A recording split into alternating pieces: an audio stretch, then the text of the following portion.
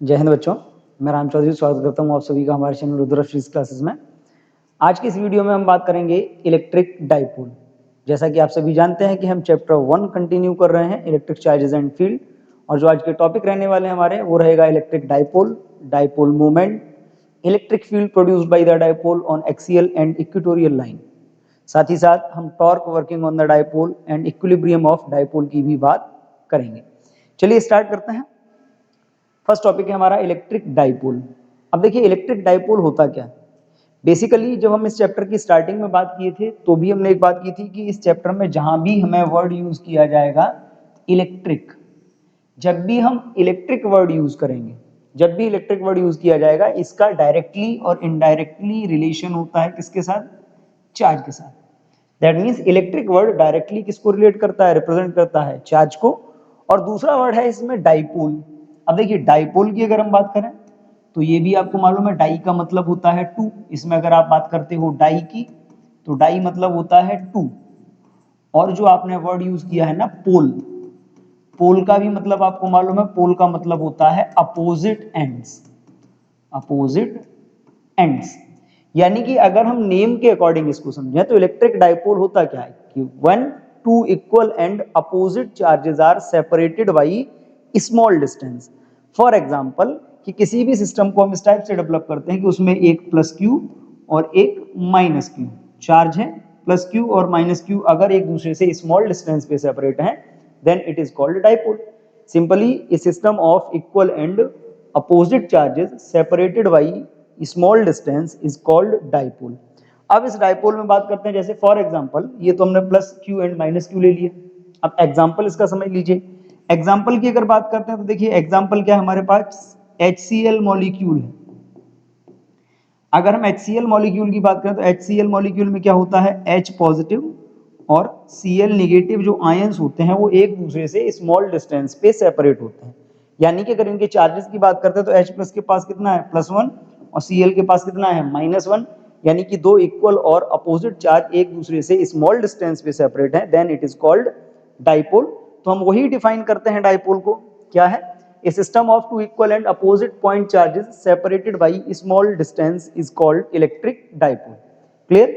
अब electric dipole में जैसे बात करी तो हम कैसे रिप्रेजेंट कर सकते हैं, एक चार्ज हमारे पास ये हो गया माइनस क्यू, एक चार्ज हमारे पास ये हो गया प्लस क्यू। अगर ये दोनों एक दूसरे से स्मॉल डिस्टेंस पे सेपरेट है then it is called dipole. अब इस डाइपोल में भी कुछ टर्म है कि हम डाइपोल को कैसे समझ सकते हैं कि प्लस क्यू और माइनस क्यू स्मॉल चार्जेस मतलब स्मॉल डिस्टेंस से इक्वल और अपोजिट चार्ज हमने सेपरेट कर रखे हैं, ये हो गया डाइपोल। अब इस डाइपोल में भी ये दो चार्ज जो हैं, इन दोनों चार्जेस को ज्वाइन करने वाली जो लाइन होती है, the line joining the two charges is called dipole axis, and the distance between two charges of dipole is called dipole length. ये जो दोनों चार्ज हैं plus q and minus q, इन दोनों को ज्वाइन करने वाली जो लाइन होती है, इस लाइन को हम क्या बोलते हैं, it is called dipole axis. और दोनों चार्जेस के बीच की जो डिस्टेंस होती है that is called the length of dipole. Clear? तो वही हमने डिफाइन भी किया है, the line joining the charges is called the dipole axis. A dipole is negligibly small size is called an ideal और पॉइंट डाइपोल। यानी कि जिस डाइपोल का जो साइज होगा, जो लेंथ होगा, कैसा होगा, नेग्लिजिबली स्मॉल, बहुत स्मॉल डिस्टेंस का होगा, उसको हम क्या बोलेंगे, आइडियल डाइपोल बोलेंगे। The electric field produced by N electric dipole is called the dipole field. अब बहुत सिंपल सी बात यहाँ पे ये भी है कि जब आप डाइपोल की बात कर रहे हो तो डाइपोल में कितने चार्जेस हैं, टू चार्जेस हैं, and we know whenever the charges are present in any medium then they will produce their electric field. तो यहाँ पे डाइपोल की जब हम बात करते हैं तो डाइपोल में दो चार्ज हैं, तो ये भी क्या करेंगे, अपना खुद का एक फील्ड प्रोड्यूस करेंगे। वैसे तो बात अगर की जाए तो जो डाइपोल आपका होता है, डाइपोल के लिए जो नेट चार्ज कंसीडर किया जाता है वो हमेशा कैसा होता है, जीरो। बट डाइपोल का जो इलेक्ट्रिक फील्ड है, net electric field of dipole है, वो जीरो नहीं होता।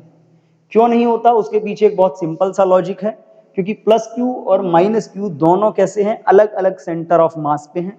दोनों का सेंटर ऑफ मास हमने सेम कंसीडर नहीं किया है। नेट चार्ज जीरो होने पर इलेक्ट्रिक फील्ड तभी जीरो होता है जब सेंटर ऑफ मास कैसा हो सिस्टम का, एक सिंगल पॉइंट पे हो, सेम पॉइंट पे हो। बट यहाँ पे पॉजिटिव और निगेटिव चार्जेस के सेंटर ऑफ मास हमने डिफरेंट माने हुए हैं, that means the net charge is zero but the net electric field produced by the dipole is never zero. Clear, ये चीज हमको याद रखनी पड़ेगी। और जब हम डाइपोल की बात करते हैं तो डाइपोल जो इलेक्ट्रिक फील्ड प्रोड्यूस करता है that is called the field of dipole या डाइपोल फील्ड। दोनों को ज्वाइन करने वाली लाइन को हमने क्या नाम दिया है, डाइपोल एक्सिस, और दोनों के बीच की जो डिस्टेंस है that is called the dipole length. अब देखिए डाइपोल लेंथ, जब हम बात इलेक्ट्रिक डाइपोल की करते हैं तो हमने डाइपोल के एग्जांपल में या डाइपोल की डेफिनेशन हमने क्या पढ़ी है, system of two equal and opposite charges. अब बात यहाँ पे ये भी आती है कि जैसे हम इक्वल और अपोजिट चार्जेस की जब बात करते हैं तो पेयरिंग अगर हम बात करें तो हम +1 और -1 का पेयर कर सकते हैं, +2 और -2 का पेयर कर सकते हैं, +3 और -3 का पेयर कर सकते हैं। तो ये जितने भी पेयर बन रहे हैं ये सारे पेयर क्या कर रहे हैं, डाइपोल का फॉर्मेशन कर रहे हैं। बट सारे डाइपोल का जो फील्ड होगा या सारे डाइपोल्स की जो स्ट्रेंथ होगी वो सेम नहीं होगी। अलग अलग चार्जेस से फॉर्म होने वाले डाइपोल क्या होंगे, अलग अलग स्ट्रेंथ शो करेंगे, अलग अलग प्रॉपर्टीज शो करेंगे। तो इसके लिए जब भी हम किसी डाइपोल की बात करते हैं तो डाइपोल की स्ट्रेंथ को शो करने के लिए हम एक टर्म यूज करते हैं that is called the dipole moment. That is called the dipole moment. अब बात यहाँ पे ये आती है कि ये डाइपोल मोमेंट होता क्या है, डाइपोल मोमेंट होता क्या है। तो सिंपली जब हम डाइपोल मोमेंट की बात करते हैं तो डाइपोल मोमेंट होता क्या है, it is the strength of dipole, strength of dipole. तो किसी भी डाइपोल की स्ट्रेंथ को रिप्रेजेंट करने के लिए हम जो टर्म यूज करते हैं that is called the dipole moment. क्या होगा डाइपोल मोमेंट वो भी हम समझते हैं कि सपोज हमारे पास एक डाइपोल है that will have -q and +q charges separated bye ये डिस्टेंस 2a। तो जब भी हम इस डाइपोल की बात करेंगे तो इस डाइपोल की जो स्ट्रेंथ होगी, डाइपोल की जो स्ट्रेंथ होगी वो बेसिकली दो फैक्टर्स पे डिपेंड करेगी। एक डिपेंड करेगी चार्जेस पे और दूसरी डिपेंड करेगी लेंथ पे। तो डाइपोल स्ट्रेंथ जिसको हम बोलते हैं या डाइपोल मोमेंट जिसको हम बोल रहे हैं वो बेसिकली दो फैक्टर्स पे डिपेंड करता है। एक डिपेंड करता है चार्ज पे और एक डिपेंड करता है उसकी लेंथ पे। यानी कि कोई भी डाइपोल अगर हमको दिया है, अगर हम उसके चार्जेस का पेयर चेंज कर दें या उसके बीच की डिस्टेंस को चेंज कर देते हैं तो कहीं ना कहीं उसकी स्ट्रेंथ पे इफेक्ट पड़ता है और इसी को हम बोलते हैं डाइपोल मोमेंट। तो क्या होता है डाइपोल मोमेंट वो भी समझते हैं। The dipole moment is the measure of strength of electric dipole. The dipole moment of an electric dipole is a vector whose magnitude is equal. एक वेक्टर क्वांटिटी है जिसका मैग्नीट्यूड किसके इक्वल है, the dipole moment of an electric dipole is a vector whose magnitude is equal to the product of either of charge and length of dipole. यानी कि किसी भी dipole की जब हम बात करते हैं तो डाइपोल के लिए उसका जो चार्ज है either of charge and dipole length का जो प्रोडक्ट होगा that means P vector is equal Q into 2A vector. तो क्या क्या चीजें हमको यहां से मालूम पड़ रही हैं, जो अभी हमने बात की कैसी क्वांटिटी है, वेक्टर क्वांटिटी है। अब वेक्टर क्वांटिटी है तुमने वही शो किया हुआ है, सिंबल क्या हो गया, P वेक्टर इज इक्वल होता है Q into 2A where Q is the magnitude of either of charge and 2A vector is the length of dipole. आगे बात करते हैं तो ऐसा ही यूनिट क्या होती है डाइपोल मोमेंट की, कूलाम इंटू मीटर, क्योंकि चार्ज का यूनिट होता है कूलाम, लेंथ का होता है मीटर। तो इसका ऐसा यूनिट हो जाएगा कूलाम इंटू मीटर। और यहीं से अगर हम डायमेंशनल फॉर्मूला फाइंड करते हैं तो इसका डायमेंशनल फॉर्मूला हो गया LTA।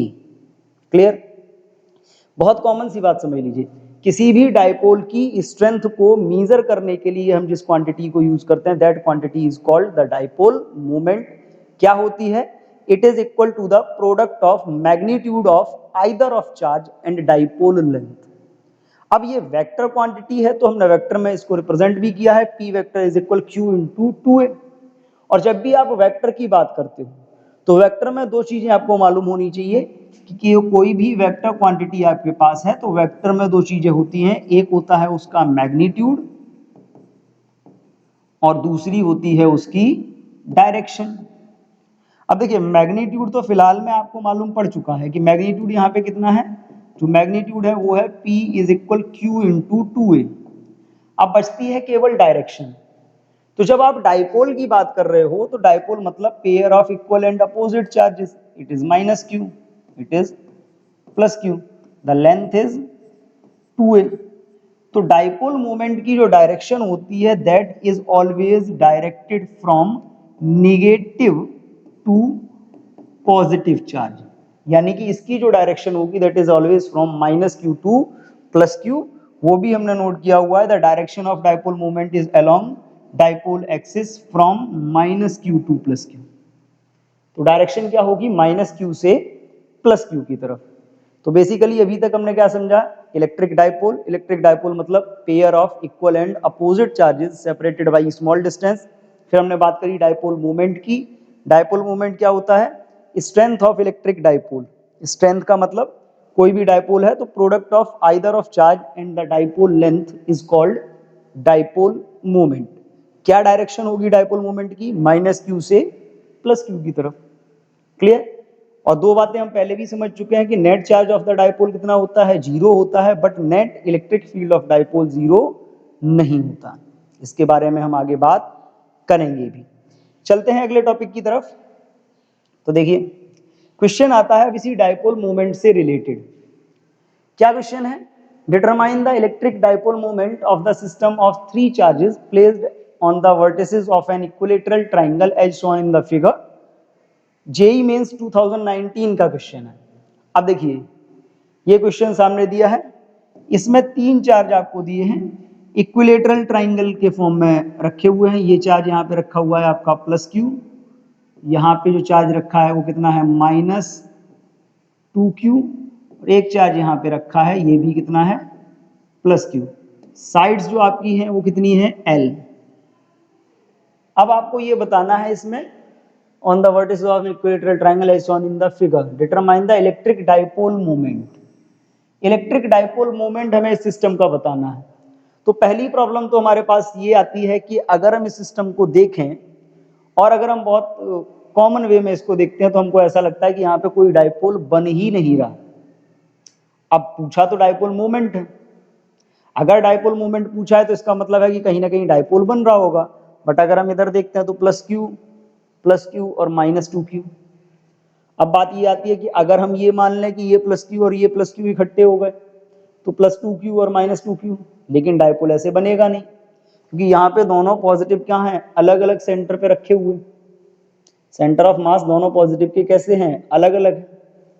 तो हम थोड़ा सा इसमें खुरापाती दिमाग लगाते हैं और हम क्या मानते हैं कि जैसे ये आपको दिया था, इस सिस्टम को हम कुछ इस तरीके से समझते हैं कि ये आपको दे रखा है और चार्जेस जो आपके हैं एक तो यहाँ रखा है, ये हो गया आपका +q, एक चार्ज आपका यहाँ रखा है ये भी हो गया +q।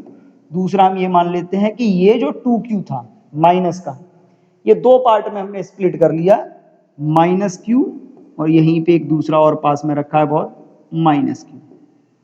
अब इधर देखते हैं तो एक डाइपोल ये बन जाता है, लेंथ कितनी l। इधर देखते हैं तो एक डाइपोल ये बन जाता है, लेंथ कितनी l। क्लियर। तो -2q और -2q दोनों को हमने स्प्लिट कर लिया, मतलब -2q को हमने स्प्लिट कर लिया है -q एंड -q में। अब जब हम इसको स्प्लिट करेंगे तो बहुत कॉमन सी बात समझिए, इन दोनों के बीच का जो एंगल आना चाहिए वो कितना आना चाहिए 60, क्योंकि इक्विलेटरल ट्राइंगल है। इसकी भी डाइपोल लेंथ l, इसकी भी डाइपोल लेंथ l। तो अगर हम इस डायग्राम में बात करते हैं तो ये तो आपकी बात क्लियर है कि जो नेट डाइपोल मोमेंट होगा वो किसके इक्वल होगा, p1 vector plus p2 vector. अब p1 वेक्टर और p2 वेक्टर दोनों को हम ऐड करते हैं, p1 और p2 किधर होंगे, -q से +q की तरफ। तो अगर हम इसमें देखते हैं तो इधर क्या है, इधर अगर p1 देखते हो तो इस डायरेक्शन में हो जाएगा p1 और ये -q से +q की तरफ इधर हो जाएगा p2 वेक्टर। क्लियर। अब अगर हम इनको ऐड करें तो आपको क्या मिलेगा, net dipole moment is equal क्या होगा, root p1 square plus p2 square plus 2p1 p2 cos 60। आपने वेक्टर एडिशन का फॉर्मूला पढ़ा हुआ है, r इज इक्वल होता है √a² plus b square plus 2ab cos theta. तो उसके अकॉर्डिंग अगर हम इसको ऐड करते हैं तो क्या हो जाएगा, p1 square plus p2 square plus 2p1 p2 cos 60। यहाँ पे p1 और p2 की अगर हम वैल्यूज प्लेस करते हैं तो p1 और p2 क्या आएगा वो भी समझ लीजिए। P1 और P2 अगर आप यहाँ पे फाइंड करोगे तो यहाँ पे आपका P1 इज इक्वल आएगा Q इंटू 2A, मतलब डिस्टेंस हो गई L, और P2 भी आपका उतना ही होगा Q इंटू L। तो अगर हम इसको प्लेस करेंगे तो क्या हो जाएगा, Q into L whole square plus Q into L whole square plus 2 Q into L, और cos 60 की वैल्यू होती है 1/2, 2 से 2 कैंसिल। अब यहाँ पे देखिए Q into L whole square, Q into L whole square, और इन दोनों को मल्टीप्लाई करोगे तो ये भी Q into L whole square बन जाएगा। That means √3 Q into L whole square. अब Q into L whole square है, अगर हम इसको बाहर लेके आएंगे रूट के तो हमारे पास क्या बचेगा, P is equal Q into L √3। Clear. अब इसमें देखिए Q इंटू एल √3, ये तीन मतलब हमारे पास आंसर आया। अब इससे अगर हम ऑप्शंस देखें तो दो ऑप्शंस की तरफ हिंट जाता है, या तो ये या फिर ये। अब ध्यान से समझना, P1 इधर है, P2 इधर है, तो रिजल्टेंट कहां आएगा, बीच में आएगा, और किधर आएगा, डाउनवर्ड डायरेक्शन में। डाउनवर्ड का मतलब along the Y axis and downward. तो वाई एक्सिस का सिंबल क्या होता है, जे कैप होता है, यूनिट वेक्टर जे कैप, और डाउनवर्ड का मतलब निगेटिव वाई एक्सिस। तो निगेटिव वाई एक्सिस के केस में कौन सा आंसर रहेगा, ये आपका माइनस जे कैप रहेगा। दैट मीन्स ये आ गया। क्लियर। तो आंसर कौन सा करेक्ट रहेगा आपका, -√3 Q into L J cap. Clear. तो इसके लिए करना आपको कुछ नहीं था, सिंपली आपको डाइपोल मोमेंट के फॉर्मूले अप्लाई करने थे और वेक्टर एडिशन। बट उसके लिए आपको सिस्टम को ब्रेक करना पड़ेगा अलग अलग पार्टिकल्स में, -2Q को -Q एंड -Q में, तभी आप दो डाइपोल कंसीडर कर सकते हो। क्लियर है। मूव करते हैं अगले टॉपिक पे। तो अगला टॉपिक है electric field on the axial line of dipole. देखिए अब शुरुआत में भी हमने बात की कि डाइपोल जब भी किसी मीडियम में रखा जाएगा तो वो क्या करेगा, इलेक्ट्रिक फील्ड प्रोड्यूस करेगा। क्योंकि डाइपोल का नेट चार्ज भले ही जीरो होता हो, but both charges have different centre of mass, that means they both separately produces their electric field. तो दोनों सेपरेटली इलेक्ट्रिक फील्ड प्रोड्यूस करते हैं। ओवरऑल इलेक्ट्रिक फील्ड जीरो नहीं होता, भले ही नेट चार्ज जीरो होता हो। तो जब इलेक्ट्रिक फील्ड प्रोड्यूस करते हैं तो इलेक्ट्रिक फील्ड को फाइंड करने की अलग अलग सिचुएशंस हमारे पास हो सकती है। क्या क्या हो सकती है, हम उनकी बात करते हैं। तो पहला कंडीशन हमारे पास दिया है ऑन द एक्सियल लाइन। अब देखिए ये एक्सियल लाइन क्या बनती है। तो जैसे आपने डाइपोल की बात की कि सपोज हमारे पास एक डाइपोल है, एक चार्ज ये रहा, ये हमने लिया है -Q, एक चार्ज ये रहा, ये हमने लिया है +Q, and we know the distance between these two charges, जिसको हम डाइपोल लेंथ बोलते हैं, दैट इज 2a। हमने दो चार्ज लिए हैं और इनके बीच की जो डिस्टेंस है उसको कितना लिया हुआ है, 2a। अब बात करते हैं एक्सियल लाइन की। तो एक्सियल लाइन क्या होता है, the line that will join the charges of dipole is called the axial line। अब इस एक्सियल लाइन को अगर हम यहाँ पे ड्रॉ करते हैं तो दोनों चार्जेस को ज्वाइन करती हुई जो लाइन पास होती है, that line is called the axial line. Clear. अब इस लाइन को हम एक्सियल लाइन बोल रहे हैं। हमको इलेक्ट्रिक फील्ड भी इसी लाइन पे फाइंड करना है। इलेक्ट्रिक फील्ड इसी लाइन पे फाइंड करना है, तो हम उसी की बात करते हैं कि इलेक्ट्रिक फील्ड हमको इसी लाइन में फाइंड करना है। तो हम क्या करेंगे, ऐसे ये है एक्सियल लाइन हमने मानी हुई है, ठीक है, ये एक्सियल लाइन है, हमको इलेक्ट्रिक फील्ड इसी लाइन में फाइंड करना है। तो इलेक्ट्रिक फील्ड को फाइंड करने के लिए हम इसी लाइन पे डाइपोल के सेंटर से x डिस्टेंस पे हम एक पॉइंट मान लेते हैं। x डिस्टेंस पे हमने यहाँ पे एक पॉइंट मान लिया P, कि suppose on the line axial line of dipole from the centre at x distance एक पॉइंट है P, जिस पॉइंट P पे हमको क्या करना है, इलेक्ट्रिक फील्ड फाइंड करना है।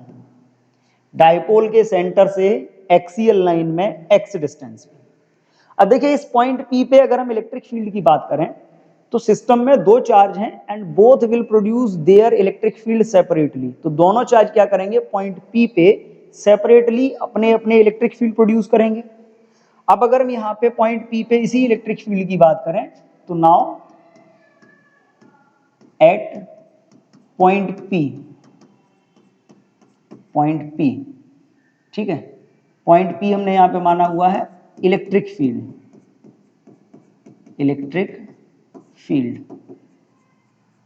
कौन कौन सा, पहले हम इलेक्ट्रिक फील्ड किसके लिए निकालते हैं, due to plus Q charge. Plus Q charge का इलेक्ट्रिक फील्ड कितना होगा, प्लस क्यू चार्ज के लिए हमने इलेक्ट्रिक फील्ड मान लिया E1। कितना होगा, देखो इलेक्ट्रिक फील्ड का एक बहुत कॉमन सा फॉर्मूला आपने पढ़ा है, E इज इक्वल होता है K into Q by R square, ठीक। तो E1 इज इक्वल क्या होगा, K into Q upon R square. R क्या होती है, R is the distance from the charge to the point जहां पे हमको इलेक्ट्रिक फील्ड फाइंड करना है। तो अगर प्लस क्यू चार्ज का इलेक्ट्रिक फील्ड फाइंड करना है तो हम प्लस क्यू चार्ज से पॉइंट पी की डिस्टेंस भी निकालेंगे। कितनी होगी डिस्टेंस, टोटल डिस्टेंस ये कितनी थी x, ये आधी हो गई इधर a और इधर भी a। तो अगर यहां तक x है तो इतना जब हम सेपरेट कर लेंगे तो ये a कम हो जाएगा x में से, कितना बचेगा x माइनस a, ये बचा डिस्टेंस। तो कितना आया electric field, k into Q upon x minus ए होल स्क्वायर। इसी टाइप से हम पॉइंट P पे बात करते हैं किसकी, electric field due to minus q. अब देखिए माइनस क्यू चार्ज का इलेक्ट्रिक फील्ड कितना होगा, इसको हम मानते हैं E2। फिर से वही बात आती है K into Q upon R square. अब देखो माइनस क्यू चार्ज की डिस्टेंस कितनी होगी पॉइंट P से, पॉइंट P पे हमको निकालना है, कितनी होगी। अब यहां देखो यहां तक तो x है, फिर ये हाफ और इसमें ऐड हो जाएगा तो टोटल कितना हो जाएगा, ये हो जाएगा आपका x प्लस ए, ओवरऑल डिस्टेंस हो गया x प्लस ए माइनस क्यू चार्ज का। अब यही डिस्टेंस अगर हम यहाँ पे अप्लाई करते हैं तो x प्लस ए होल स्क्वायर। अब जरा यहाँ पे ये देखो इलेक्ट्रिक फील्ड वेक्टर क्वांटिटी है एंड पॉजिटिव चार्ज का जो इलेक्ट्रिक फील्ड होता है that is outward in direction. Positive charge का इलेक्ट्रिक फील्ड आउटवर्ड होगा डायरेक्शन में, तो E1 किधर हो जाएगा, बाहर की तरफ। And the electric field of negative charge is inward in direction, E2 किधर हो जाएगा, अंदर की तरफ। तो अगर हम पॉइंट P पे इलेक्ट्रिक फील्ड्स की बात करते हैं तो there are two electric fields, one is due to positive and other is due to negative and both are in same line but in different direction. दोनों इलेक्ट्रिक फील्ड हैं तो same line पे but direction कैसी है, opposite है, एक आगे एक पीछे, एक फॉरवर्ड एक बैकवर्ड। तो अगर हम यहाँ पे रिजल्टेंट इलेक्ट्रिक फील्ड फाइंड करें, नाउ रिजल्टेंट फील्ड, तो रिजल्टेंट फील्ड के लिए फॉर्मूला क्या होगा, देखो दोनों अपोजिट डायरेक्शन में हैं। तो वैसे तो आपने पढ़ा है E इज इक्वल क्या होता है, E1 vector plus E2 vector, but both have opposite directions. That means the magnitude of electric field is given by E1 minus E2. Opposite direction में है, दैट मीन्स इनके मैग्नीट्यूड होंगे subtract हो जाएंगे, और सब्ट्रैक्शन में भी हमें ये देखना पड़ेगा ज्यादा वाले में से कम वाला। तो अब देखिए सिस्टम में जो प्लस क्यू चार्ज है वो पॉइंट P के क्लोज है, पास है, तो जो चार्ज पास में होगा उसका इलेक्ट्रिक फील्ड ज्यादा होगा, जो दूर होगा उसका कम होगा। तो सिंपली प्लस क्यू का जो इलेक्ट्रिक फील्ड था E1 ज्यादा होगा, माइनस क्यू का कम होगा, तो हम E1 माइनस E2 कर लेते हैं। अब जब हम E1 माइनस E2 करते हैं तो इसमें अगर हम वैल्यू प्लेस करेंगे E इज इक्वल, E1 की वैल्यू कितनी है K into Q by X minus A whole square, और माइनस Q2 की वैल्यू कितनी है K into Q by X plus A whole square. अब दोनों को सॉल्व करने के लिए अगर हम कॉमन ले लें तो कॉमन क्या आ रहा है, E इज इक्वल K, देखिए कॉमन आ रहा है और Q भी कॉमन आ रहा है।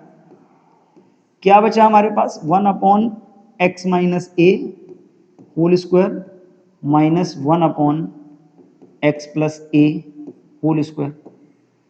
एलसीएम लेंगे तो देखो होल स्क्वायर को सेपरेट कर लीजिए, x minus a into x plus a, x minus a into x plus a एक आइडेंटिटी बन जाती है, तो उसी आइडेंटिटी को हम एलसीएम कर लेंगे तो ये क्या आएगा, Q x minus a into x plus a एक आइडेंटिटी बन गई, एक्स स्क्वायर माइनस ए स्क्वायर, और दोनों में स्क्वायर था तो वो होल स्क्वायर इधर आ गया।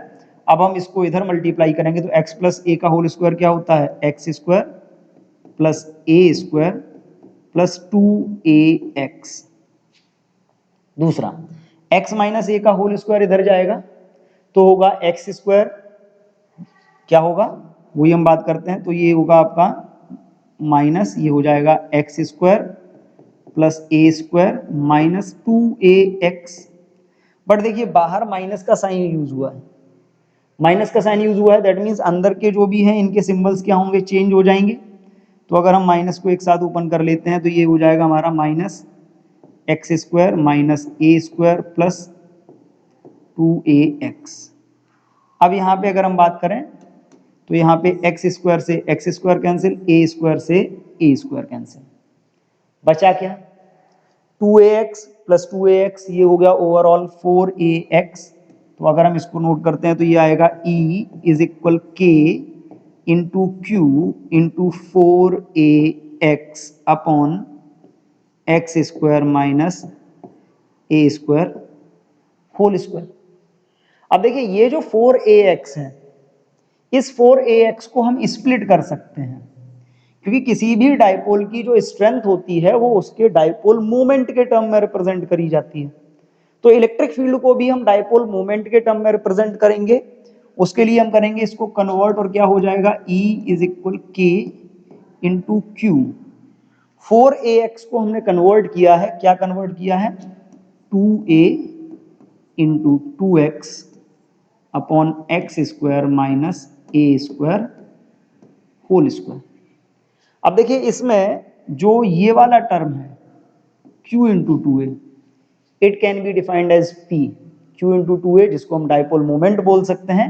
तो ये क्या हो जाएगा E इज इक्वल के into p into 2x upon x square minus ए स्क्वायर होल स्क्वायर।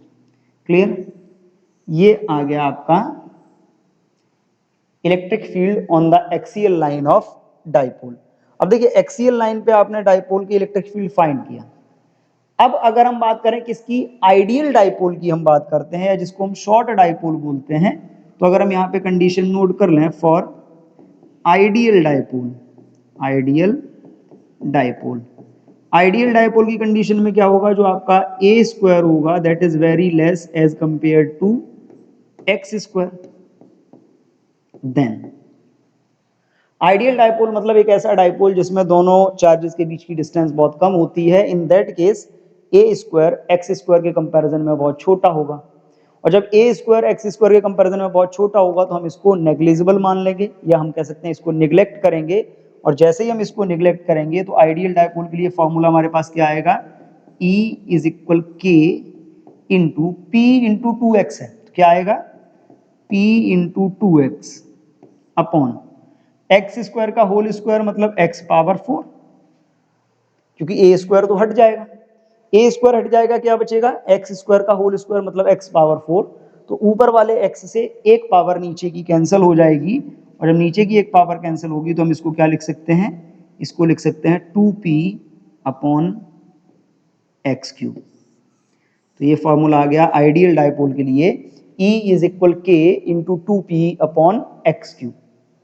बहुत कॉमन सा प्रोसीजर है, कुछ ज़्यादा हमको करना नहीं है, क्योंकि सिस्टम में दो चार्ज हैं तो इलेक्ट्रिक फील्ड भी दो होंगे, और इलेक्ट्रिक फील्ड दो होंगे तो हमने उसी पॉइंट पे सेपरेटली दोनों चार्जेस के इलेक्ट्रिक फील्ड अलग अलग फाइंड किए, दोनों को हमने रिजल्टेंट फाइंड किया, और रिजल्टेंट फाइंड करके जो हमारे पास वैल्यू आई है वो क्या आ रही है, E is equal K P into 2x upon x square minus A square whole square.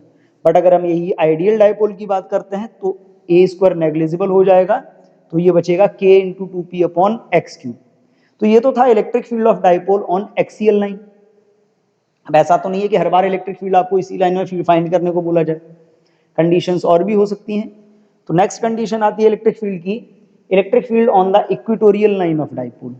Axial line में हमने फाइंड किया, नेक्स्ट क्या है इक्वेटोरियल लाइन। अब देखिए इक्वेटोरियल लाइन में क्या होगा, सपोज हमारे पास एक डाइपोल है, हमने ये माना हुआ है, मान लीजिए इस टाइप से, यहाँ पे हम एक डाइपोल रख लेते हैं, ये एक डाइपोल है, डाइपोल में चार्जेस हैं, ये चार्ज हो गया प्लस क्यू और ये चार्ज हो गया आपका माइनस Q। क्लियर? और दोनों के बीच की जो डिस्टेंस है जिसको डायपोल लेंथ बोलते हैं, it is 2a। Equatorial line क्या होती है? इक्वेटोरियल लाइन या इक्वेटोरियल प्लेन का मतलब होता है द लाइन और the plane passing normal to the axis of dipole at its centre. Dipole के सेंटर पे इसकी एक्सिस के परपेंडिकुलर जो लाइन पास होगी, that line is called equatorial line. यानी कि जो लाइन आपने ले रखी है डायपोल के सेंटर पे इस टाइप से परपेंडिकुलर जो लाइन पास होगी, this is called equatorial line. और इसी लाइन में हम क्या मानते हैं, एक्स डिस्टेंस पे यहाँ पे एक पॉइंट माना हुआ है P।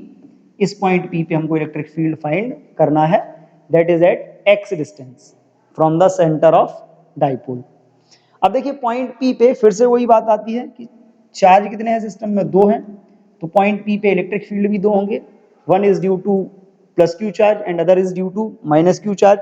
और जब हम दोनों चार्जेस के इलेक्ट्रिक फील्ड निकालेंगे तो इलेक्ट्रिक फील्ड निकालने के लिए हमको क्या चाहिए, दोनों चार्जेस की डिस्टेंस चाहिए। तो बात वहीं पे फिर से आगे, हम डिस्टेंस पहले फाइंड करते हैं। तो देखिए डिस्टेंस क्या होगी, तो डिस्टेंस को फाइंड करने के लिए हम यूज करते हैं कि सपोज ये हो गया आपका, इसको हमने ज्वाइन किया मान लीजिए यहाँ तक ये, और ऐसे ही हम इसको ज्वाइन करेंगे मान लीजिए ये। तो अब यहाँ पे देखो ये 2a है टोटल, तो ये a हो गया, ये a हो गया। इस एंगल को हम मान लेते हैं थीटा। बेस कितना a, परपेंडिकुलर कितना x, तो ये हो गया आपका हाइपोटेनियस, तो ये होगा root base square plus perpendicular square.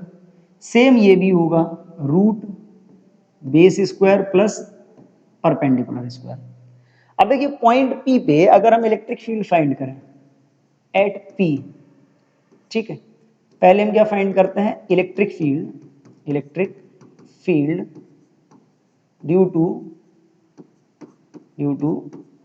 Plus Q का इलेक्ट्रिक फील्ड कितना होगा, तो देखो फॉर्मूला तो आपने बहुत कॉमन पढ़ा हुआ है, E is equal K into Q by R square. Common formula है E is equal K into Q by R square. R क्या है, R is the distance from the charge to the point जहां पे हमको electric field find करना है। और अभी हमारी डिस्टेंस कितनी आई है, रूट ए स्क्वायर प्लस एक्स स्क्वायर। यानी कि अगर हम ये डिस्टेंस यहाँ पे प्लेस करते हैं तो रूट ए स्क्वायर प्लस एक्स स्क्वायर, और ये क्या हो गया होल स्क्वायर। तो फाइनली अगर हम सॉल्व करेंगे तो ये कितना आएगा, E1 इज इक्वल के into Q by A square plus X square. ऐसे ही अगर हम फाइंड करते हैं किसको, इलेक्ट्रिक फील्ड किसका, माइनस Q चार्ज का, तो electric field due to minus Q। अब देखिए माइनस Q चार्ज का इलेक्ट्रिक फील्ड कितना होगा, तो माइनस Q चार्ज का इलेक्ट्रिक फील्ड E2। देखिए सेम चार्ज सेम डिस्टेंस, इसका भी आ गया, तो कितना आ जाएगा, इसका भी आएगा Q by A square plus X square. और इसको हम क्या नोट कर सकते हैं, हम इसको E1 के इक्वल भी नोट कर सकते हैं। बट यहाँ पे जब हम बात करते हैं ना पॉइंट P पे, तो देखो पॉइंट P पे 2 इलेक्ट्रिक फील्ड है। प्लस Q चार्ज का जो इलेक्ट्रिक फील्ड होगा वो रेडियली आउटवर्ड होगा डायरेक्शन में, आपने पढ़ा है, that is outward in direction. ये हो गया E1 वेक्टर। निगेटिव चार्ज का इस लाइन पे होगा कैसा, इनवर्ड होगा, तो ये हो गया आपका इनवर्ड इन डायरेक्शन, ये E2 वेक्टर। अब यहाँ पे प्रॉब्लम ये है कि जब हम पॉइंट P पे बात करते हैं, at point P both electric fields have different line of actions. दोनों इलेक्ट्रिक फील्ड अलग अलग लाइन ऑफ एक्शन में है, अलग अलग लाइन पे, एक लाइन पे नहीं है। और जब ये दोनों एक लाइन पे नहीं है तो हम क्या करेंगे, हमारे पास एक ऑप्शन तो ये है कि इनको कंपोनेंट में रिजॉल्व कर लें। तो इनको अगर हम कंपोनेंट में रिजॉल्व करेंगे तो क्या होगा, यहाँ पे देखो सपोज इस टाइप से आपको दिया है, ये दिया है आपके पास E1 और ये दिया है आपको E2, ठीक। अगर हम इस पे बेस के पैरेलल एक लाइन इस टाइप से ड्रॉ करते हैं, इस टाइप से हम यहाँ पे ड्रॉ करेंगे, तो देखो ये एंगल अगर थीटा है तो ये एंगल भी थीटा होगा और ये एंगल भी थीटा होगा, दैट मीन्स ये एंगल भी थीटा। अब देखो ये E1 ये थीटा, तो इसके 2 कंपोनेंट बनेंगे। एक कंपोनेंट बनेगा इधर जिसको हम बोल सकते हैं E1 cos थीटा और एक कंपोनेंट बनेगा इधर, that is called E1 sin theta. ऐसे ही ये वाला नीचे वाला एंगल भी कितना होगा, थीटा होगा। अब नीचे वाला एंगल थीटा है तो इसके भी दो कंपोनेंट बनेंगे, एक इधर बनेगा क्या, E2 cos थीटा, और इसी के परपेंडिकुलर इधर आएगा E2 sin थीटा। अब यहाँ पे देखो E1 और E2 कैसे हैं, सेम है मैग्नीट्यूड में। E1 sin थीटा और E2 sin थीटा भी कैसे हो जाएंगे, सेम, बट दोनों सेम लाइन में और डिफरेंट डायरेक्शंस में आ गए। तो जब हम इनके कंपोनेंट फाइंड करेंगे तो E1 sin थीटा से E2 sin थीटा क्या होगा, कैंसिल हो जाएगा और बचेगा क्या, E1 cos theta and E2 cos theta, और दोनों किस में आ जाएंगे, सेम डायरेक्शंस में। तो हम इनको क्या करेंगे, ऐड कर लेंगे। तो अगर हम इनके रिजल्टेंट फील्ड की बात करें, नाउ जो रिजल्टेंट है, रिजल्टेंट इलेक्ट्रिक फील्ड कितना होगा, रिजल्टेंट इलेक्ट्रिक फील्ड, तो यहां से क्लियर आ गया कि कंपोनेंट में रिजॉल्व करने के बाद कि E इज इक्वल क्या होगा, E1 cos theta plus E2 cos theta, या इसी को हम चाहें तो E1 और E2 सेम है तो हम इसको नोट कर सकते हैं 2E1 cos थीटा। वैल्यू रखेंगे, E1 की वैल्यू क्या आई है, E is equal K into Q by x square plus A square. और देखो cos थीटा मतलब बेस अपॉन हाइपोटेनियस, बेस कितना है a और upon hypotenuse root x square plus ए स्क्वायर। ये क्या था, 2E1 था तो 2 यहाँ पे आ जाएगा।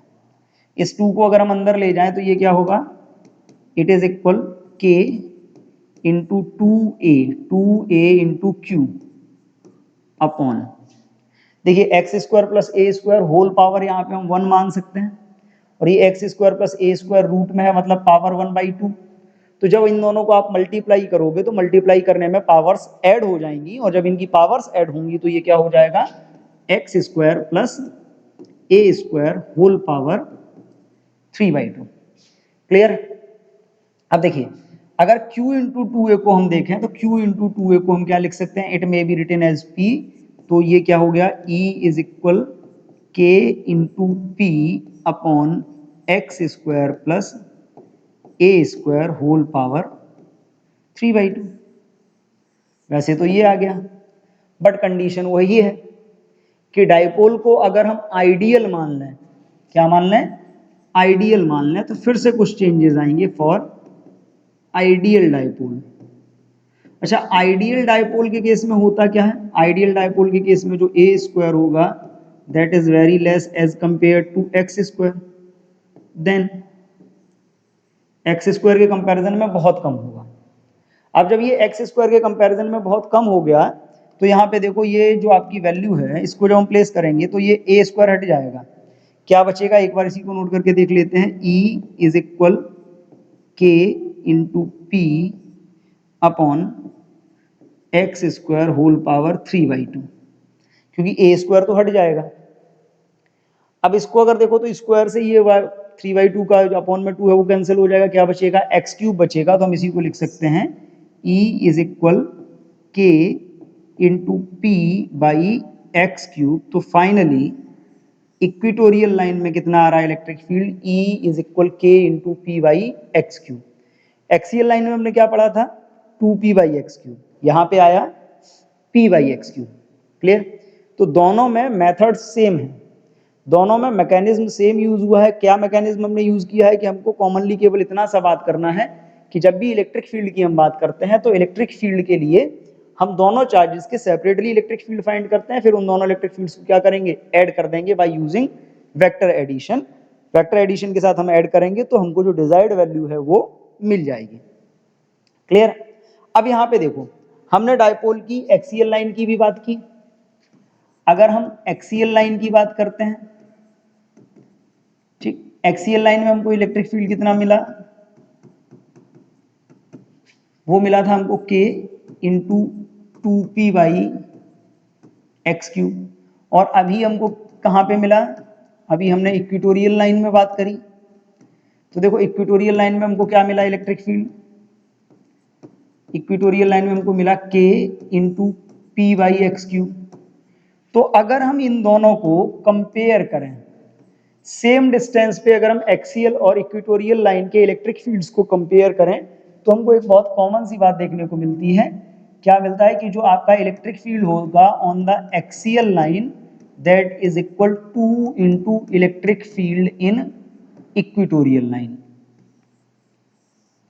ये चीज याद रखना, एक्सियल लाइन का जो इलेक्ट्रिक फील्ड है वो इक्वेटोरियल लाइन के इलेक्ट्रिक फील्ड का डबल होगा for the same dipole and for the same distances, same dipole और सेम डिस्टेंसेस के लिए। दूसरा एक और यहां पे हमको कंक्लूजन देखने को मिल रहा है कि जब हम डाइपोल के लिए बात करते हैं, फॉर डाइपोल, चाहे आपका एक्सियल लाइन हो चाहे इक्वेटोरियल लाइन हो, जो इलेक्ट्रिक फील्ड है that is inversely proportional to X cube. इसमें भी अपॉन में एक्स क्यूब आया, इसमें भी अपॉन में एक्स क्यूब आया। तो डाइपोल के लिए जो इलेक्ट्रिक फील्ड है that is inversely proportional to X cube. तो अगर हम इसके बेस पे ग्राफ ड्रॉ करें इलेक्ट्रिक फील्ड वर्सेस डिस्टेंस का, तो इसका ग्राफ कैसा आएगा, इसका जो ग्राफ आएगा इनवर्स क्यूब का ग्राफ बनेगा। क्लियर? और यहां पे आप नोट कर सकते हो E is inversely proportional to X cube, याद रखना। रिलेशन क्या आया, एक्सियल लाइन का इलेक्ट्रिक फील्ड इक्वेटोरियल लाइन का डबल होता है और साथ ही साथ जो डाइपोल का इलेक्ट्रिक फील्ड है that is inversely proportional to X cube. आगे अगर बात करते हैं तो देखिए electric field due to N electric dipole. अब बात आती है कि हम डाइपोल का इलेक्ट्रिक फील्ड तो पढ़ चुके हैं, दोबारा क्यों? तो अब यहाँ पे देखो ना तो हम एक्सियल लाइन की बात कर रहे हैं ना इक्वेटोरियल लाइन की, हम एक कॉमन सा डाइपोल मानते हैं कि मान लीजिए ये एक डाइपोल है, ये माइनस क्यू और ये एक चार्ज है प्लस क्यू। ठीक, ये इन दोनों को ज्वाइन करने वाली लाइन है, इनकी जो लेंथ है या डिस्टेंस जिसको हम बोलते हैं 2a है। ये डाइपोल का सेंटर, सपोज डाइपोल के सेंटर से x डिस्टेंस पे एंड थीटा एंगल पे आपको एक पॉइंट यहां पे दिया गया है P। अब आपसे बोला जाता है इस पॉइंट P पे आपको इलेक्ट्रिक फील्ड फाइंड करना है। कहां पे है ये पॉइंट P? x डिस्टेंस पे है और डाइपोल मूवमेंट के साथ अगर बात करें तो कितना एंगल बना रहा है, थीटा। तो अब इलेक्ट्रिक फील्ड क्या होगा, अब यहां पे इलेक्ट्रिक फील्ड अगर आपको फाइंड करना है तो इसके लिए हम एक बहुत कॉमन फॉर्मूला यूज करते हैं, E इज इक्वल फॉर्मूला होता है K, और ये किसके लिए है, फॉर आइडियल डाइपोल है कि अगर हम आइडियल डाइपोल के लिए बात कर रहे हैं तो E इज इक्वल होता है K into P root, E is equal K into P root 3 cos square theta plus 1 upon X cube. ये फॉर्मूला यूज करके हम इस कंडीशन में भी डाइपोल मोमेंट फाइंड कर सकते हैं। वैसे तो ये फॉर्मूला सब पे वैलिड होता है। अगर हम एक्सियल लाइन की यहाँ पे बात करें तो यहाँ पे फॉर एक्सियल लाइन अगर हम इसी फॉर्मूले से एक्सियल लाइन का निकालना चाहें तो हम थीटा कितना रख सकते हैं, 0 रख सकते हैं। और अगर हम बात करते हैं for equatorial line, equatorial line और इक्वेटोरियल लाइन के लिए इसी फॉर्मूले में हम 90 रख दें तो जो फॉर्मूले हमारे पहले थे वो फॉर्मूले हमको मिल जाएंगे। कैसे मिल जाएंगे, थीटा अगर हम 0 रखेंगे तो देखो यहाँ पे 0 रखोगे तो cos 0 यानी कि 1, 1 इंटू 3 3, 3 प्लस 1 4, 4 का रूट हो गया 2। तो फाइनली हमें क्या मिल जाएगा, E is equal K into 2P upon X cube. और अगर हम थीटा 90 रखेंगे तो cos 90 की वैल्यू 0 यानी कि बचा कितना 1 और 1 बचेगा तो ये आ जाएगा आपका E is equal K into p by x cube. Clear? तो ये एक रैंडम फॉर्मूला है, रैंडम कंडीशन के लिए फॉर्मूला है जिसको हम कहीं भी यूज करके इलेक्ट्रिक फील्ड को फाइंड कर सकते हैं। चलते हैं आगे। अब देखिए डाइपोल के मोमेंट की हमने बात की, डाइपोल के इलेक्ट्रिक फील्ड की बात की। अब आगे बढ़ते हैं। आगे देखिए कुछ एक्स्ट्रा शॉर्ट्स दिए हैं, यानी कुछ कॉमन पॉइंट्स हैं जिनके बारे में ऑलरेडी हम जानते हैं बट एक बार रिवाइज कर लेते हैं क्या क्या है। जैसे आपसे बोला electric field at any point due to a short electric dipole क्या आया, E is equal 1/4 pi epsilon nought K p√3 cos square theta plus 1/x³। ये बात हम पहले कर चुके हैं अभी। जस्ट दूसरा, field due to a point charge, electric field due to a point charge. Point charge के लिए इलेक्ट्रिक फील्ड क्या होता है? इनवर्सली प्रोपोर्शनल टू r² होता है। ये भी हम ऑलरेडी पढ़ चुके हैं। और अभी हमने क्या पढ़ा? Electric field due to n electric dipole कितना आया था? इनवर्सली प्रोपोर्शनल टू x³ यानी कि r³। ये भी हम बात कर चुके हैं। तो केवल रिमेंबर कराने के लिए पॉइंट्स थे ताकि हमें बाद में प्रॉब्लम ना हो। आगे क्या दिया है? When dipoles are placed coaxially to each other. अब मान लीजिए दो डायपोल कोएक्सियली रखे हुए हैं। किस टाइप से रखे हुए हैं? इस टाइप से रखे हुए हैं। एक डायपोल ये रखा है, ये +q1 और ये -q1 और ये +q1, और दूसरा डायपोल यहाँ पे रखा है थोड़ी आगे इस टाइप से -q2 और +q2। अब इन दोनों डायपोल्स के बीच में कितना फोर्स वर्क करेगा? अगर ये कोएक्सियली रखे हैं तो फोर्स का फॉर्मूला दिया है, F = 1/4πε0 6p1p2/r⁴। और दूसरा ये भी दिया है, when dipoles are placed perpendicular to each other. अगर यही डायपोल्स ऐसे रखे होते, एक डायपोल ऐसा रखा है, ये -q1 +q1, और दूसरा डायपोल यहाँ पे रखा होता -q2 और +q2, तो इन दोनों के बीच भी फोर्स वर्क करता, और वो फोर्स कितना होता? F = 1/4πε0 के 3p1p2/r⁴। बेसिकली एकेडमिक में इनका कोई यूज नहीं है, बट फिर भी फॉर जनरल इंफॉर्मेशन हमको मालूम होना चाहिए कि whenever two dipoles are placed on axial line या ऑन इक्वेटोरियल लाइन या perpendicular to each other, then what is the amount of force working between them. तो ये कंडीशन है डायपोल्स के पेयर के लिए। आगे बढ़ते हैं। आगे दिया है torque on dipole in uniform electric field. मजेदार टॉपिक है, और ये मान के चलिए कि बोर्ड एग्जाम के पर्पज से ये काफी इंपॉर्टेंट भी है। कई बार इससे रिलेटेड क्वेश्चन या इसके एप्लीकेशंस हमको देखने को मिलते हैं। क्या है? बहुत कॉमन सी बात समझिए। सपोज एक यूनिफॉर्म इलेक्ट्रिक फील्ड है, ये यूनिफॉर्म इलेक्ट्रिक फील्ड हम मान के चल रहे हैं।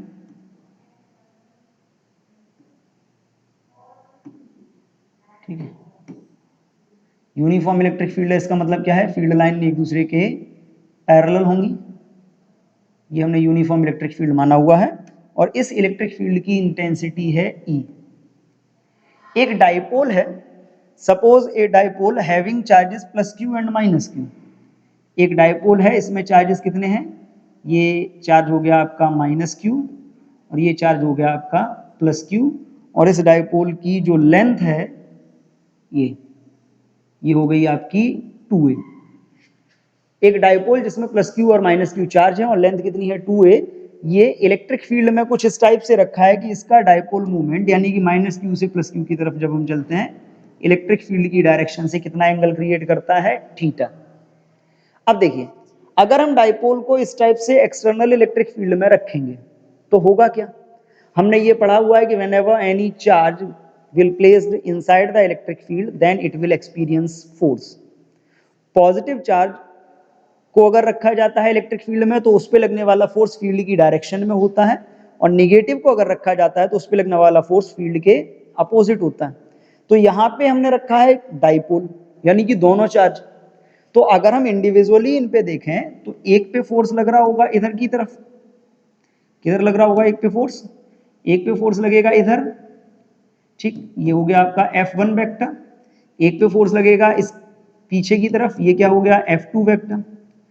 क्योंकि आपने ये बहुत कॉमन सी बात पढ़ी हुई है कि जो फोर्स होता है वो क्या होता है? F = होता है E × Q। That means positive और निगेटिव चार्जेस पे लगने वाले फोर्स मैग्नीट्यूड में कैसे होंगे? इक्वल होंगे। बट एक चार्ज पॉजिटिव है, एक निगेटिव है, तो इनकी जो डायरेक्शन है वो कैसी हो जाएगी? अपोजिट। दैट मीन्स जो फोर्स आपके लग रहे हैं F1 वेक्टर वो किसके इक्वल हो जाएगा? -F2 वेक्टर के। That means both force have equal magnitude but opposite directions. यानी कि हम ये भी लिख सकते हैं F1 vector mode is equal mode of F2 vector and that is equal E × Q। अब देखिए, इस डायपोल पे दो इक्वल और अपोजिट फोर्स लग रहे हैं। हमने क्लास 11th में पढ़ा हुआ है कि जब भी किसी ऑब्जेक्ट पे दो इक्वल और अपोजिट फोर्स लगते हैं then they will form a couple. तो ये फोर्स क्या करेंगे, एक कपल का फॉर्मेशन करेंगे और क्या करेंगे, ये डाइपोल को रोटेट कराएंगे। तो अगर हम यहाँ पे बात करें कि जैसे ही हम डाइपोल को रखते हैं, whenever we will place the dipole in external electric field it will experience two equal and opposite forces, and due to these pair of forces dipole will rotate in the direction of electric field। यानी कि जो force लग रहे थे इन forces के कारण क्या होगा, ये डाइपोल इलेक्ट्रिक फील्ड की डायरेक्शन में ये इसको इधर खींचेगा और ये इसको इधर खींचेगा, यानी कि डाइपोल रोटेट करेगा। And this rotating effect is called torque. आपने पहले भी पढ़ा हुआ है, रोटेटिंग वेक्टर जो होता है फोर्स का उसी को हम क्या बोलते हैं, टॉर्क। तो हमको वही फाइंड करना था। तो फोर्स की हमने बात की, तो अगर हम बात करें now this pair of force tends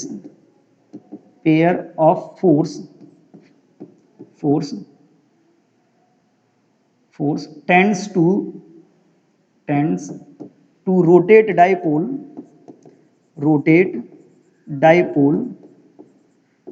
in the direction of field। ठीक है, देन फील्ड की डायरेक्शन में रोटेट कराने की कोशिश करता है। देन अगर हम बात करते हैं तो देन टॉर्क ऑन डाइपोल। तो टॉर्क का फॉर्मूला क्या होगा, टॉर्क ऑन डाइपोल आपने बहुत क्लियर पढ़ा हुआ है, टॉर्क इज इक्वल क्या होता है, force into arm of couple. ठीक है, अब देखिए टॉर्क की बात कर रहे हैं तो tau is equal F into arm of couple क्या होता है, basically arm of couple is the perpendicular distance between two forces. एक फोर्स यहां लग रहा है, एक फोर्स यहां लग रहा है, तो अगर हम इनके बीच की परपेंडिकुलर डिस्टेंस की बात करें तो ये जो डिस्टेंस होगी, ठीक है, ये जो डिस्टेंस होगी जिसको हम y बोल रहे हैं, this distance y is called the arm of couple.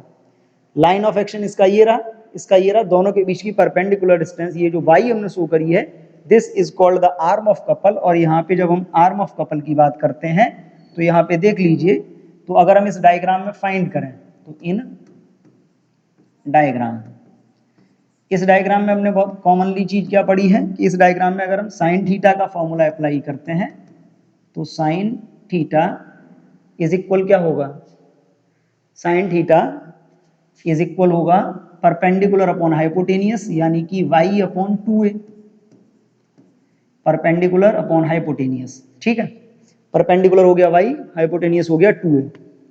क्या वैल्यू यहां से आएगी y की, y इज इक्वल आएगा 2a इंटू साइन थीटा। यही वैल्यू हम यहाँ पे इंप्लीमेंट करेंगे तो क्या आएगा, टाउ इज इक्वल हमारे पास है f इंटू वाई, एफ की वैल्यू क्या थी e इंटू क्यू, तो ये आ गया e इंटू क्यू इंटू ये क्या हो गया 2a साइन थीटा। यानी कि अगर हम यहाँ पे देखें तो ये क्या मिल रहा है, q इंटू 2a, क्योंकि जब भी हम डाइपोल की बात करते हैं तो किसी भी डाइपोल की स्ट्रेंथ को हम उसके डाइपोल मोमेंट से रिप्रेजेंट करते हैं, तो यहाँ भी डाइपोल मोमेंट यूज होगा, और डाइपोल मोमेंट यूज होगा तो ये कितना हो जाएगा, ये हो जाएगा tau is equal p into E sine theta, ये आ गया।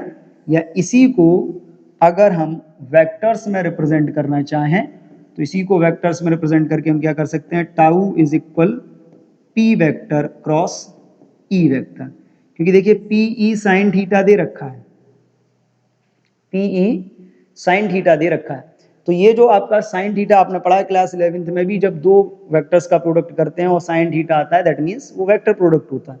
तो पी ई साइन थीटा को हम क्या लिख सकते हैं, P vector cross E vector. तो सिंपली बहुत कॉमन सी बात यह है कि जब भी हम डाइपोल को रखेंगे एक्सटर्नल इलेक्ट्रिक फील्ड में, तो जो चीज हम ऑलरेडी पढ़ चुके हैं, हमने क्या पढ़ा था कि कोई भी चार्ज अगर एक्सटर्नल इलेक्ट्रिक फील्ड में रखा जाता है तो उस पर फोर्स वर्क करता है, और उस पर फोर्स वर्क करेगा। अब यहाँ तो पेयर ऑफ चार्ज है, तो एक फोर्स इस पे लगेगा, एक फोर्स इस पे लगेगा। अब दो फोर्स लगेंगे, इन दोनों फोर्सेस की बात करें तो मैग्नीट्यूड वाइज इक्वल होंगे, बट नेचर वाइज अपोजिट है चार्ज, इसलिए डायरेक्शनली फोर्स भी अपोजिट होंगे। अगर फोर्स अपोजिट हो जाएंगे तो कितने हो जाएंगे, ये आपका हो जाएगा tau is equal p vector cross E vector. P cross E मतलब यहाँ पे अगर हम बात करते हैं तो डायरेक्शनली अपोजिट। अब ये अपोजिट जो फोर्सेज होंगे ये क्या करेंगे, एक पेयर बनाएंगे, ड्यू टू दैट पेयर या कपल डाइपोल क्या होगा, फोर्स की फील्ड की डायरेक्शन में रोटेट करेगा, और इसी रोटेटिंग इफेक्ट को हम बोलते हैं टॉर्क। तो वही हमने फाइंड किया हुआ है। तो torque is equal force into arm of couple, और फाइनली हमारे पास फॉर्मूला आ गया tau is equal PE sine theta. Clear है? अब देखो टाउ का फॉर्मूला आया पीई साइन थीटा। अगर हम बात करें तो नेक्स्ट टॉपिक आता है हमारा इक्विलिब्रियम ऑफ डाइपोल। अब देखिए डाइपोल की इक्विलिब्रियम क्या है, इक्विलिब्रियम को समझते हैं। इक्विलिब्रियम को समझने के लिए बहुत कॉमन सी चीज समझिए कि आपने बात की इक्विलिब्रियम वैसे होता क्या है कि इक्विलिब्रियम दो टाइप की होती है। एक इक्विलिब्रियम होती है ट्रांसलेशनल और एक इक्विलिब्रियम होती है कैसी, रोटेशनल। अच्छा, ट्रांसलेशनल इक्विलिब्रियम में क्या होता है? ट्रांसलेशनल इक्विलिब्रियम में ये माना जाता है कि नेट फोर्स जीरो होना चाहिए, और रोटेशनल इक्विलिब्रियम में माना जाता है कि नेट टॉर्क जीरो होना चाहिए। तो देखो डाइपोल पे नेट फोर्स तो वैसे ही जीरो होता है, दो फोर्स कैसे लगते हैं, इक्वल और अपोजिट लगते हैं, तो वहां पे नेट फोर्स तो जीरो होता है। और जब हम बात करते हैं किसके लिए, टॉर्क की, तो अगर हम इक्विलिब्रियम की बात करें तो फॉर डाइपोल, तो अगर हम डाइपोल की इक्विलिब्रियम की बात कर रहे हैं, फॉर डाइपोल इक्विलिब्रियम, क्या होगा डाइपोल की इक्विलिब्रियम के लिए, टाउ इज इक्वल कितना होना चाहिए, जीरो। अच्छा, टाउ इज इक्वल जीरो होने का मतलब क्या है कि टाउ की वैल्यू अभी हमने क्या पढ़ी, PE sine theta is equal zero, यानी कि यहां से अगर आप बात करते हो तो साइन थीटा कितना आएगा, जीरो आएगा। तो बहुत कॉमन सी बात एक समझ लो कि साइन थीटा के जीरो होने का मतलब है कि जो आपका साइन थीटा है, अगर आप इसको जीरो ले रहे हो तो यहां से आपकी दो वैल्यूज निकल रही हैं, या तो थीटा आपका कितना निकलेगा, 0 डिग्री, या फिर थीटा आपका निकलेगा 180 डिग्री। साइन थीटा जीरो दो ही कंडीशंस में हो सकता है, या तो थीटा 0 डिग्री हो या थीटा 180 डिग्री हो। और जब हम बात करते हैं साइन थीटा के जीरो होने की, तो अब यहाँ पे देखो अगर थीटा 0 डिग्री हम मान लेते हैं, तो ये जो कंडीशन है, इस कंडीशन को बोला जाता है स्टेबल इक्विलिब्रियम। ठीक, अब ये स्टेबल इक्विलिब्रियम कंडीशन क्या है, स्टेबल इक्विलिब्रियम कंडीशन में हम ये बोल सकते हैं कि जो आपका डाइपोल है, dipole is parallel to electric field, dipole electric field के पैरेलल है। यानी कि अगर हम इसका फॉर्मेशन देखें तो इस टाइप से अगर हमने इलेक्ट्रिक फील्ड मान रखा है, जो डाइपोल होगा वो हमारा कैसा होगा, कुछ इस टाइप से रखा होगा, ये माइनस क्यू और ये प्लस क्यू।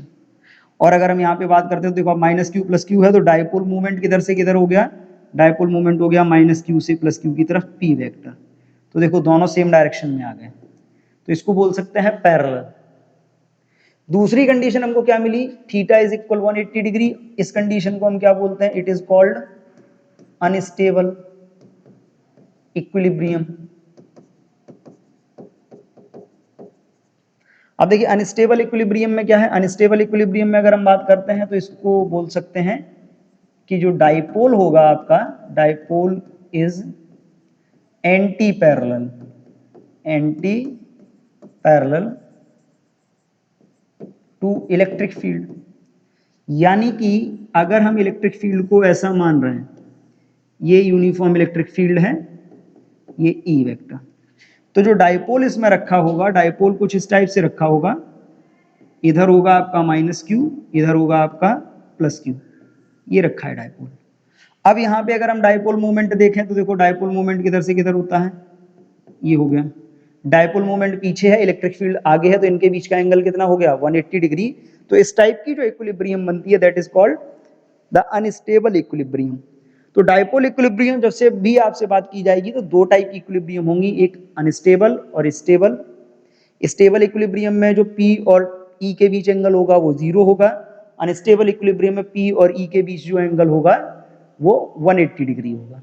क्लियर है? अब बात करते हैं आगे।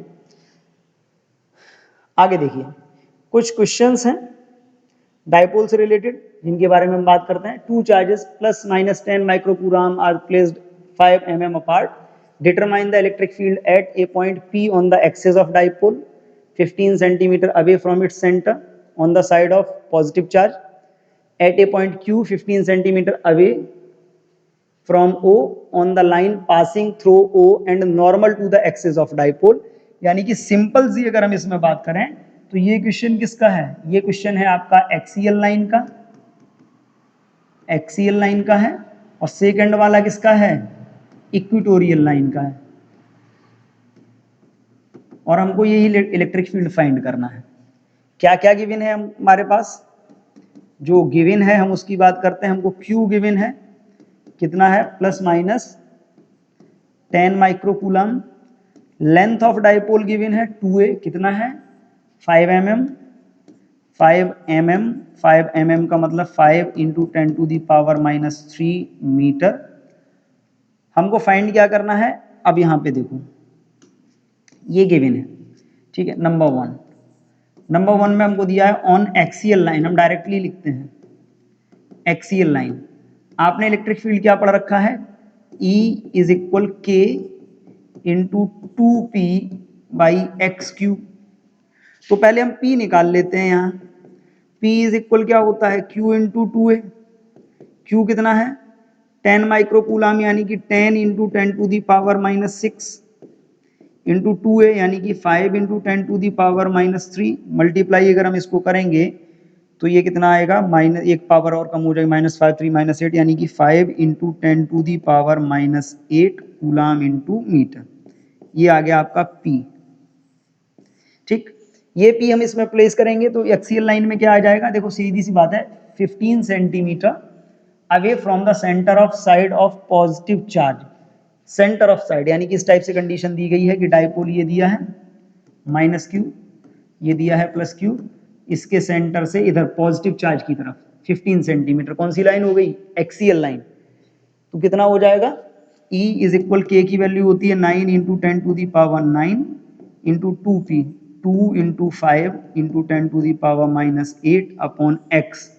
15 सेंटीमीटर मतलब 15 into 10 to the power -2 whole cube, ठीक है। इसको सॉल्व करेंगे तो 2 इंटू 5 10 और ये हो जाएगा आपका E is equal 9 into 10 to the power -8 था -7, ये हो जाएगा 10 to the power 2 divided by.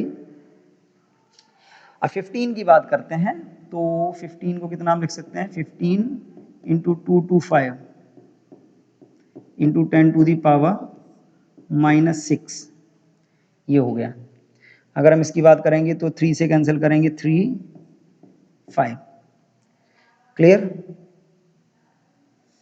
Okay.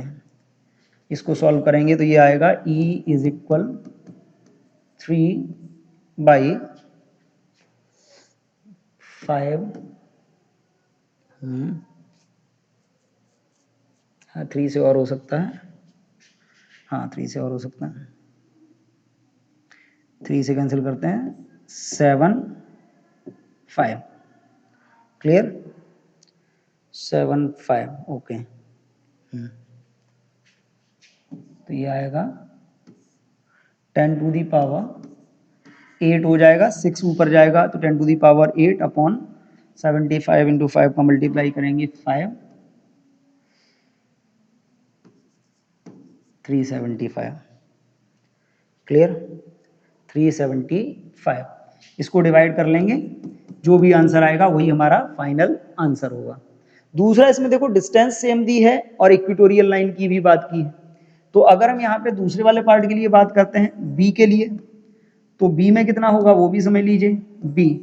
B में क्या है, for equatorial line. Equatorial line में क्या होता है, E इज इक्वल होता है K into p by x cube. तो एक चीज समझ लीजिए कॉमनली, जितना ये आएगा उसी का हाफ कहाँ आएगा, नीचे आ जाएगा, क्लियर। तो इस टाइप से हम इसको सॉल्व कर सकते हैं, एक्सियल लाइन को भी और इक्वेटोरियल लाइन को भी। तो आज जो हमने पढ़ा है वो क्या पढ़ा है, डाइपोल के बारे में हमने काफी कुछ पढ़ा, और हमने dipole moment, electric field of dipole, electric field on the axial line, equatorial line, torque और डाइपोल की इक्विलिब्रियम के बारे में पढ़ा। इस वीडियो में हम इतना ही रखेंगे। मिलते हैं नेक्स्ट वीडियो में, जिसमें हम बात करेंगे work done in rotating the dipole in external electric field और उसकी पोटेंशियल एनर्जी के बारे में भी डिस्कस करेंगे। आज के लिए इतना ही, मिलते हैं नेक्स्ट वीडियो में, तब तक के लिए थैंक यू एंड जय हिंद।